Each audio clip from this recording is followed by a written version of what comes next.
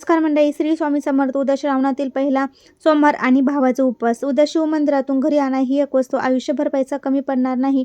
पैशाचे मार्ग मोकळे होतील. तर सकाळी लवकर उठून स्नान वगैरे करून नित्यकर्म आटपायचे आहे, देवपूजा वगैरे करून घ्यायची आहे. त्यानंतर शिवमंदिरामध्ये जाण्यासाठी तांब्या भरून पाणी घ्यायचं आहे, भस्म घ्यायचं आहे, पांढरे फुलं, खडी साखर, आपल्याला बेलपत्र देखील घ्यायचे आहे. बेलपत्र नसेल तर शिवमंदिरात कुणी वाहिलेलं असेल तर ते धुवून घेतले तरी चालेल. त्यानंतर तांदूळ घ्यायचे आहे, कारण की पहिली शिवामुठी तांदूळ आहे. त्यानंतर मंदिरात गेल्यानंतर पहिले शुद्ध पाण्याने अभिषेक करा, दुधाने अभिषेक करा.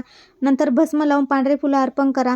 एक तांदूळ आणि एक बेलपत्र आपल्याला पिंडीवर अर्पण करायचं आहे. ओम नमः शिवाय म्हणायचं आहे. त्यानंतर आपल्याला तिथे बसून दारिद्र्य दुःख दहन स्तोत्राचं पठण करायचं आहे. त्यानंतर ते वाहिलेल्यातले एक बेलपत्र आपल्याला हातामध्ये घेऊन शिवाला प्रार्थना करायची आहे. लक्ष्मी स्थिर राहू द्या असं म्हणायचं आहे. आणि ते बेलपत्र घरी आणून आपल्याला लाल कपड्यामध्ये बांधून तिजोरीमध्ये किंवा पाकिटामध्ये किंवा दुकानाच्या गल्ल्यामध्ये आपल्याला हे ठेवायचं आहे. असा हा उपाय उद्या नक्की करून बघा.